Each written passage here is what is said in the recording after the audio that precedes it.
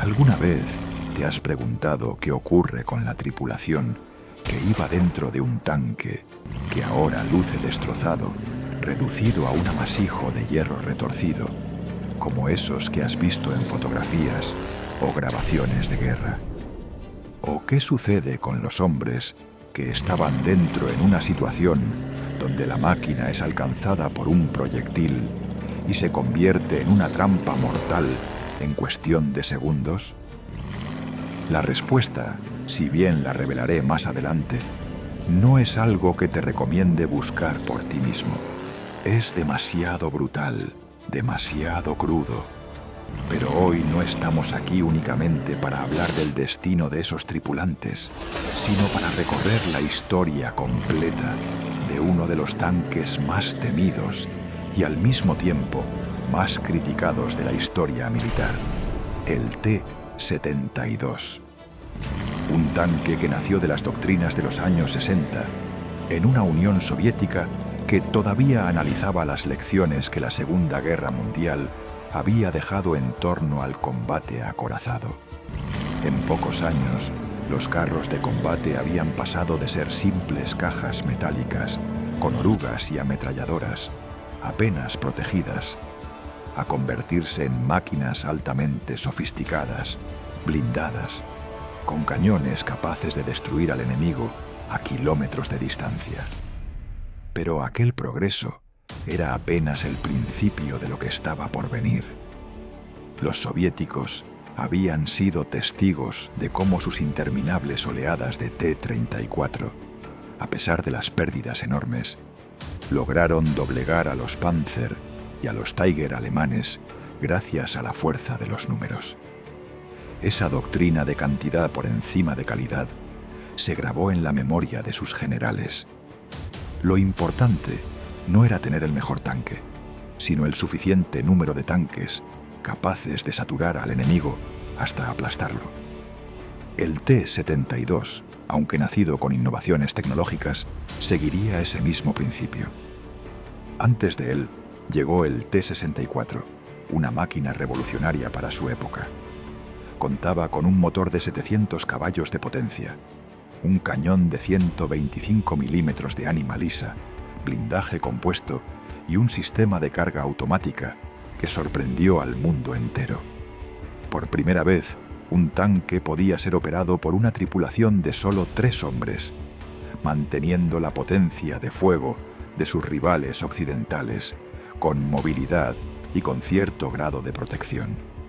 Sin embargo, el T-64 resultó ser temperamental, frágil y demasiado complejo para la producción en masa.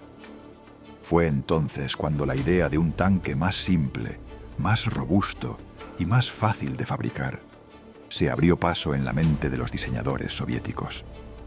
El T-72 sería esa máquina, un tanque que combinaría lo mejor del T-64 con la fiabilidad del T-62.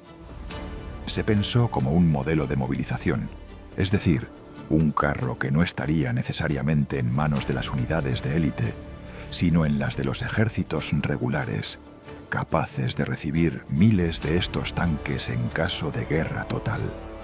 De ahí nació el objeto 172, que mantenía el cañón de 125 milímetros y el cargador automático, pero con un motor diésel más robusto, un V12 que entregaba 780 caballos de fuerza.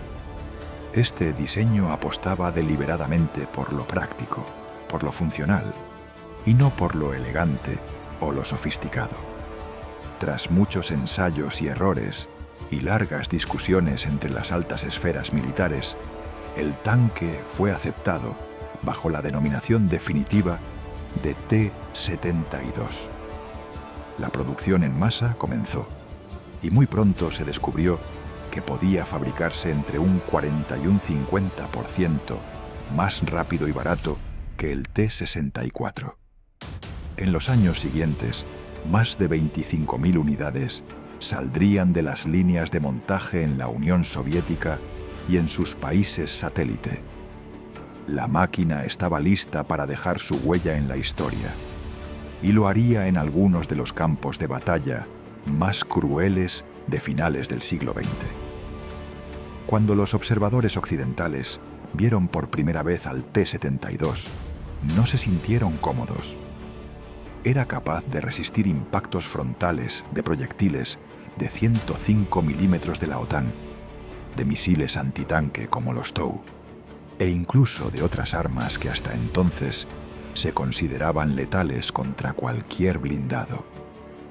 Esta preocupación llevaría a que en Occidente se acelerara la transición a cañones de 120 milímetros, como los que montaban el Leopard 2 alemán y el M1 Abrams estadounidense. Sin embargo, gran parte de lo que se sabía sobre el T-72 permanecía envuelto en el secreto del telón de acero.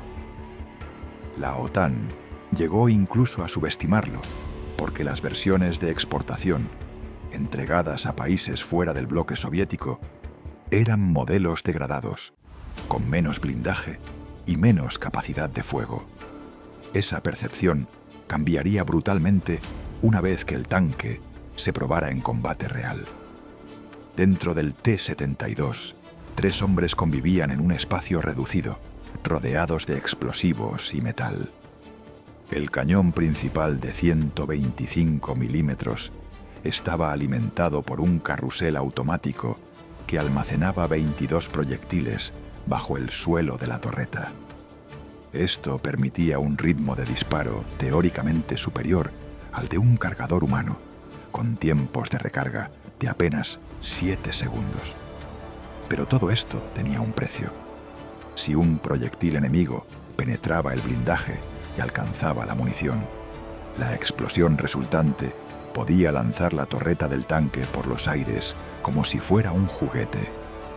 El comandante y el artillero estaban hacinados dentro de la torreta, con visibilidad reducida y poco margen para moverse. El conductor, ubicado en la parte frontal del casco, tenía más espacio, pero no estaba libre de peligro. Bastaba un impacto fuerte para que las llamas y la sobrepresión hicieran imposible cualquier escape. El famoso efecto caja de cerillas del T-72 lo convirtió en un ataúd rodante para miles de soldados a lo largo de las décadas. La primera vez que el T-72 probó su capacidad de combate fue en Oriente Medio, en la invasión israelí del Líbano en 1982. Algunos informes indican que tanques sirios T-72 lograron destruir a los poderosos Merkava israelíes, generando alarma en todo Occidente. Aunque no todos los relatos coinciden, lo cierto es que para comienzos de los años 80, el T-72 ya era considerado una amenaza real. Su mayor despliegue inicial ocurrió en la guerra entre Irán e Irak. Saddam Hussein había comprado cientos de unidades que se enfrentaron a tanques más antiguos de origen estadounidense y británico. El resultado fue devastador.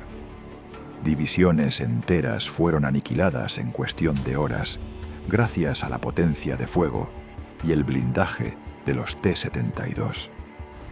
Durante un tiempo se ganó la fama de ser el tanque más temido de la región. Pero también allí empezaron a quedar claras sus vulnerabilidades. En combates urbanos, armas simples como el RPG-7 podían reducirlo a cenizas con un solo disparo bien colocado en el costado, la parte trasera o el techo. Lo peor llegaría en 1991, durante la Guerra del Golfo. Los T-72 iraquíes, versiones degradadas, se enfrentaron a los Abrams estadounidenses en el desierto. Muchos estaban atrincherados en posiciones defensivas, esperando. Pero cuando la tormenta de arena y la noche envolvieron el campo de batalla, la tecnología hizo la diferencia. Los visores térmicos, la coordinación aérea y la munición de uranio empobrecido de los Abrams destrozaron a más de 150 T-72 en una sola noche, sin que los estadounidenses perdieran ni un solo carro. El mito de la invencibilidad del T-72 se derrumbó allí.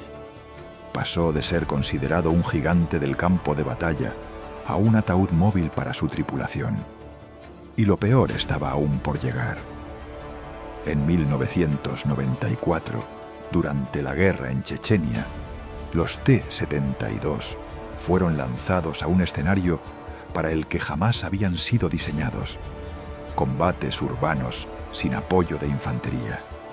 En Grozny avanzaron en columnas rígidas, confiados en que la ciudad caería rápidamente. Pero los combatientes chechenos los esperaban con RPGs, granadas y emboscadas calculadas. En pocas horas, decenas de tanques ardían en las calles, atrapados, incapaces de maniobrar, mientras sus tripulaciones morían abrasadas sin posibilidad de escape. Grozny se ganó el nombre de cementerio de tanques, y las imágenes de torretas volando por los aires dieron la vuelta al mundo. Escenarios similares se repitieron en la guerra de Yugoslavia, en las calles de Vukovar, donde los M-84, copias yugoslavas del T-72, cayeron en emboscadas casi idénticas. Columnas enteras fueron destruidas en calles estrechas, bloqueadas por vehículos ardiendo, incapaces de retroceder debido a la lentitud de la marcha atrás del T-72, que apenas alcanzaba unos pocos kilómetros por hora. Y hoy, en pleno siglo XXI, en la guerra de Ucrania, el T-72 sigue siendo protagonista de escenas dantescas. Ningún tanque moderno fue diseñado pensando en drones que sobrevuelan el campo de batalla, capaces de guiar artillería o lanzar explosivos con precisión milimétrica sobre las zonas más vulnerables del blindaje.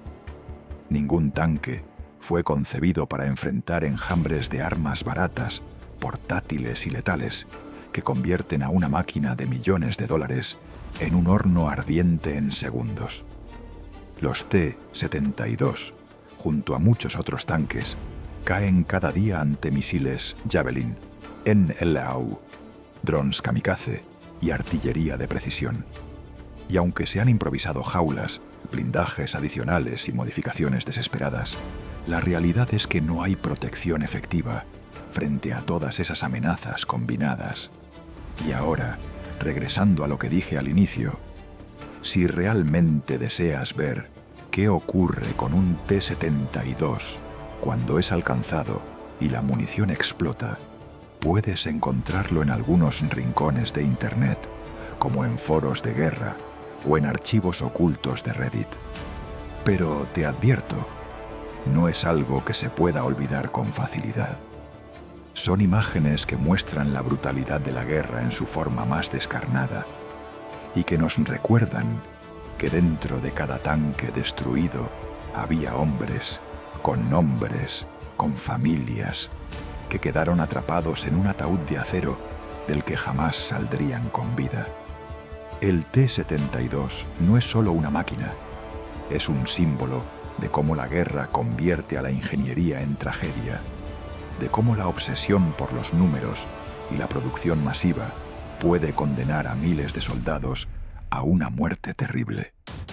Y aún así, medio siglo después de su creación, sigue combatiendo en los campos de batalla modernos, repitiendo una y otra vez la misma historia. La del tanque que quiso ser el heredero del T-34, pero que en el fondo terminó siendo recordado por la imagen de su torreta volando por los aires, llevándose consigo la vida de los hombres que lo tripulaban.